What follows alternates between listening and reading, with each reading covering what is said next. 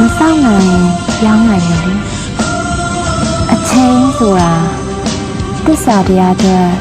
အကောင်းဆုံးဆုံးဖြတ်နိုင်တယ်တရားသူကြီးတွေလေအမြဲထာဝရအတွက်မဟုတ်ခဲ့ဘူးဆိုရင်ချစ်တယ်ဆိုတဲ့စကားကိုလုံးဝမသုံးသင့်ဘူးထာဝရနှလုံးသားလေးတဲ့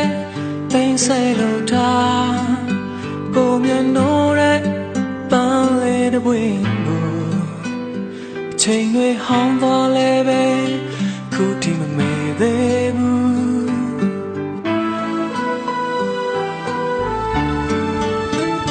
ရင်မအမြဲတမ်းကံမကောင်းရင်တော့ပြန်ဆောင်ကြအောင်ပါပေါ့ဒါကိုချစ်လို့လုံးဝမပြောတတ်သူကိုနောက်ဆုံးထွက်သက်တီမေးရဲ့ရတဲ့များလဲ